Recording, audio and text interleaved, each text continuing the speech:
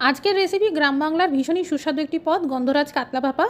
এখানে 4 পিস কাতলার পেটি নেওয়া হয়েছে। আপনারা যে কোনো ধরনের পিস দিয়ে করতে পারবেন। 4-5টা রসুনের কোয়া, কয়টা আদার টুকরো, কয়টা কাঁচা লঙ্কা আর ধনে পাতা সব একসাথে ভালো করে বেটে নিন।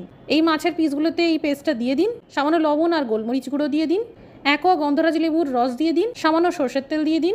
ভালো করে সব কিছু মাছের সাথে ম্যারিনেট করে নিন আর 15 মিনিট এইভাবে রেখে দিন। 2 টেবিল চামচ টক দই নিয়ে নিন। সামান্য চিনি আর সামান্য লবণ দিয়ে দিন। 2 চা চামচ গন্ধরাজ লেবুর রস দিয়ে দিন আর গন্ধরাজ লেবুর সবুজ অংশটা এইভাবে গ্রেট করে দিয়ে দিন। সামান্য করে সর্ষের তেল দিয়ে দিন আর সবকিছু ভালো করে মিশিয়ে নিন। যে পাত্রে ভাপাবেন সেই পাত্রেই মিশ্রণটা ঢেলে দিয়ে মাছের পিসগুলোকেও ভালো করে মাখিয়ে নিন। গন্ধরাজ লেবুকে এইভাবে গোল গোল করে কেটে নিয়ে মিশ্রণ সহ মাছের পিসগুলোর সাথে দিয়ে দিন। 2টো গন্ধরাজ লেবুর পাতা দিয়ে দিন আর 2 চা চামচ সর্ষের তেল দিয়ে দিন। ভাপানোর পাত্রে প্রায় 2 গ্লাস মতন জল দিন। একটা স্ট্যান্ড বা বাটি উপর করে বসিয়ে দিন। ভাপানো পাত্র বসিয়ে ঢেকে কম আঁচে 15 থেকে 20 মিনিট ভাপাতে দিন। উপর দিয়ে কাঁচা সর্ষের তেল ছড়িয়ে পরিবেশন করুন। তৈরি হয়ে গেল গন্ধরাজ কাতলা ভাপা।